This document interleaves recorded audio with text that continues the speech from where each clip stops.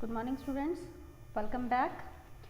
Students, कल हमने class में लेसन नंबर 13 की बुक एक्सरसाइजेस की थी और आज हमें करनी है इसकी लास्ट बुक एक्सरसाइज ई, जिसमें हमारे क्वेश्चन आंसर्स हैं। तो इन क्वेश्चन आंसर्स को हम डिस्कस करेंगे। इन क्वेश्चंस के जो भी आंसर्स हैं आपको बताएंगे और उसे डिस्कस करेंगे। आपको अच्छे से इन्हें समझना है। बाद में ये आंसर्स व्हाट्सएप ग्रुप में शेयर करूँगी, उसे आपको कॉपी में नीट एंड क्लीन हैंडराइटिंग में लिखना है, वर्क अपना कंप्लीट करना है। ओके, तो चलिए शुरू करते हैं। फर्स्ट क्वेश्चन एक्सरसाइज ई का, तो पेज नंबर 91 पे पढ़ रही हूँ मैं। ये फर्स्ट क्वेश्चन है, what is live stock. Live stock क्या होता है, हम लाइव स्टॉक किसे कहते हैं। तो स्टूडेंट्स, लेसन के स्टार्टिंग में ये चीज़ हमने समझी थी, लाइव स्टॉक किसे कहते हैं। तो इसका आंसर क्या है, इसका answer animals that are kept on farms for our use and profit are called livestock। जो हम अपने फार्म्स पे जिन एनिमल्स को रखते हैं, किस लिए, हमारे यूज़ के लिए, उनसे प्रॉफिट कमाने के लिए, उनकी जो चीज़ें हमें मिलती हैं उससे प्रॉफिट लेने के लिए, उन एनिमल्स को हम लाइव स्टॉक कहते हैं। तो क्या है livestock? Animals that are kept on farms for our use and profit are called livestock. बस इतना सही आंसर हमें देना है। अब आ जाते हैं क्वेश्चन नंबर 2 पर। Question number 2, what is biogas, how is it useful. Biogas क्या है और कैसे यूजफुल है, तो इसके बारे में हमने पढ़ा था जब हम यूजेस ऑफ एनिमल पढ़ रहे थे। तो उसमें हमने ये भी पढ़ा था कि बायोगैस एनिमल वेस्ट से बनती है, जो कुकिंग के लिए और लाइटिंग के लिए यूज़ की जाती है। तो आंसर क्या है हमारा? हमारा आंसर होगा बायोगैस इज अ फ्यूल। एक फ्यूल, एक ईंधन, फ्यूल की तरह काम करता है। Which is produced from the cow dung. जो किससे बनता है? काउ डंग, यानी गोबर से बनता है। तो गोबर से बनने वाला एक फ्यूल है बायोगैस।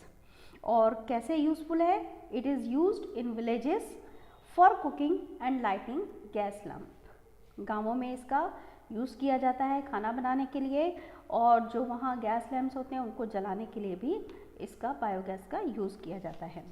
तो एक बार फिर से मैं इसका आंसर ठीक से बता देती हूँ। बायोगैस क्या है और कैसे यूज़फुल है? Biogas is a fuel which is produced from cow dung. It is used in villages for cooking and lighting gas lamps. तो अब मैं पढ़ रही हूँ क्वेश्चन नंबर 3। थर्ड क्वेश्चन है, differentiate between dairy farming and poultry farming. Dairy farming और poultry farming में क्या फ़र्क है, उनमें क्या अंतर है।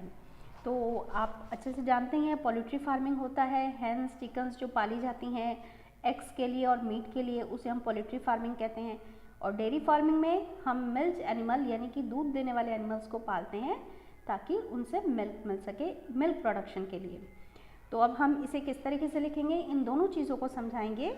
तो हमारा आंसर नंबर 3 इस तरीके से होगा, poultry farming is the raising of domesticated birds, is the raising of domesticated birds such as hens, chickens etc. for meat and eggs। जो birds हम domesticate करते हैं, पालते हैं, किस लिए? मीट या एग के लिए, वो पोल्ट्री फार्मिंग है। अब डेयरी फार्मिंग क्या है, अब उसे समझाएंगे। Dairy farming is a class of agricultural enterprise. ये एग्रीकल्चरल एक्टिविटी का ही हिस्सा माना जाता है। डेयरी फार्मिंग को एग्रीकल्चरल एक्टिविटी का हिस्सा माना जाता है। Which focuses on domestication of milk animal, जिसमें किस चीज़ पे ध्यान दिया जाता है?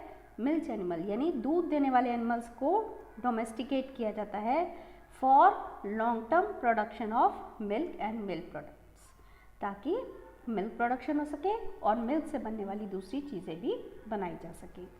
तो ये हमारा इस तरीके से आंसर रहेगा। फिर से मैं पढ़ के बता रही हूँ। Poultry farming is the raising of domesticated birds such as hens, chickens etcetera for meat and eggs. Dairy farming क्या है? Dairy farming is a class of agricultural enterprise which focuses on domestication of milk animals for long term production of milk and milk products. तो ये third का answer था। अब हम करते हैं next question, question number 4। It is, what do you mean by white revolution. इसमें हमें व्हाइट रेवोल्यूशन के बारे में बताना है। तो व्हाइट रेवोल्यूशन आपको ध्यान होगा लेसन में ही पढ़ा था, ये रिलेटेड है मिल्क प्रोडक्शन के लिए, इंक्रीज इन मिल्क प्रोडक्शन। कुछ ऐसे स्टेप्स लिए गए जिससे मिल्क प्रोडक्शन बहुत ज़्यादा बढ़ा हमारे देश में, उसी को व्हाइट रेवोल्यूशन कहा जाता है। तो आंसर क्या होगा, इसका आंसर इस तरीके से लिखेंगे हम, white revolution was a movement leading to the tremendous increase in production of milk and milk products।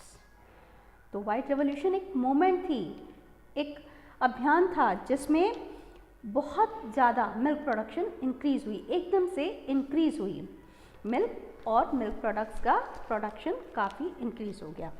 तो ये था आंसर नंबर आपका 4। अब हम आ जाते हैं हमारे नेक्स्ट क्वेश्चन पे, क्वेश्चन नंबर 5। इसमें पूछा है व्हाट इज पिसीकल्चर। पिसीकल्चर क्या है? अब ध्यान होगा, इस चीज़ के बारे में हमने पढ़ा था। पिसीकल्चर क्या है? फिशेस को पालना, फिशेस को डोमेस्टिकेट करना। तो इसका आंसर क्या है? पिसीकल्चर किसे कहते हैं? Pisciculture is the cultivation, processing of fish for commercial purpose. जब हम फिशेस को कमर्शियल पर्पस के लिए आर्टिफिशियल पॉन्ड्स में या पालते हैं, डोमेस्टिकेट करते हैं, उसे हम कहते हैं पिसीकल्चर। फिर से इसका आंसर बताती हूँ, pisciculture is the cultivation, processing of fish for commercial purpose. Commercial purpose यानी प्रॉफिट के लिए जब फिशेस पाली जाती हैं, कल्टीवेट की जाती हैं, वो पिसीकल्चर कहलाता है। अब आ जाते हैं क्वेश्चन नंबर 6 पर। क्वेश्चन नंबर 6 है, how are animals useful. Animals हमारे लिए किस तरह यूजफुल हैं? अब ये तो आप अच्छे से जानते हैं कि एनिमल्स हमारे लिए कितने यूजफुल हैं, बहुत सारे काम में आते हैं। तो हम इसको बहुत सारा हम लिख सकते हैं, लेकिन थोड़ा सा हम पॉइंट वाइज इसको लिखने की कोशिश करेंगे।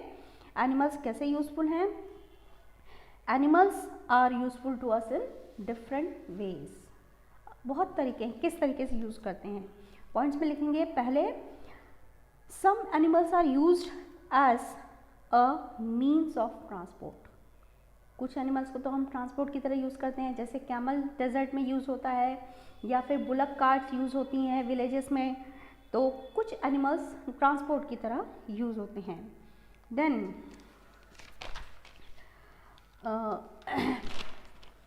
We get milk, meat and eggs from the animals. बहुत सारी हम खाने की चीज़ें, जैसे मिल्क हमें उनसे मिलता है, मीट, एग्स, ये सभी हमें एनिमल से मिलता है। Then biogas is produced from the animal waste which is used for cooking and lighting gas lamp. Biogas भी एनिमल वेस्ट से बनती है, जो कुकिंग के लिए और लाइटिंग के लिए गाँवों में यूज़ होती है। We use hides and skins of animal for making leather. उनकी स्किन को हम यूज़ करते हैं लेदर बनाने के लिए, और लेदर प्रोडक्ट्स बनते हैं। We also get wool from the animal, ऊन भी मिलती है हमें। And then animal hair is use for making brushes. Animals के बाल भी हम ब्रशेस बनाने के लिए यूज़ करते हैं। We use bones, hooves and horns of animal for a variety of uses. इतना ही नहीं, इसके अलावा हम उनके बोन्स को, यानी उनकी हड्डियाँ, उनके हूव्स और हॉर्न्स, उनके जो सींग होते हैं, उसे भी हम अलग अलग यूजेस में काम में लेते हैं। तो एनिमल्स हमारे बहुत सारे काम आते हैं। तो ये सभी यूजेस हम पॉइंट वाइज अपने आंसर में लिखेंगे। इसके बाद आ जाता है हमारा last question, question number 7। India has about 1/5 of world's cattle but the quality of cattle is poor. पूरे वर्ल्ड का 1/5 हिस्सा कैटल हमारे इंडिया का है, लेकिन उसकी क्वालिटी अच्छी नहीं। तो हमें बताना है वाई, क्यों ऐसा है, और how can it be improve, और इसको हम इम्प्रूव किस तरीके से कर सकते हैं। तो सबसे पहले हम बताएंगे कि इतनी क्वालिटी उसकी पुअर क्यों है। उसका कारण क्या है? कारण है उसका weak and unhealthy, because our cattle is weak and unhealthy. जो हमारे यहाँ जो पशु हैं वो बहुत ही वीक हैं और अनहेल्दी हैं, उनका स्वास्थ्य सही नहीं रहता, उनका हेल्थ ठीक नहीं रहता। तो आंसर कैसे है? India has about 1/5 of world's cattle but quality is poor because our cattle is weak and unhealthy. अब किस तरीके से हम क्वालिटी इम्प्रूव कर सकते हैं? We can improve the quality of these cattle by, कुछ काम कर सकते हैं, क्या कर सकते हैं? By opening of veterinary dispensaries. Veterinary dispensaries खोलें जगह जगह पर, यानी जहाँ पे एनिमल्स को ट्रीटमेंट दिया जाता है, उनकी केयर की जाती है। दूसरा हम क्या कर सकते हैं? Providing special assistance to farmers. जो फार्मर उन एनिमल्स को पालते हैं उनको विशेष सहायता दें, स्पेशल असिस्टेंस, उनको हेल्प करें। And then what other we can do? We can provide better quality of fodder.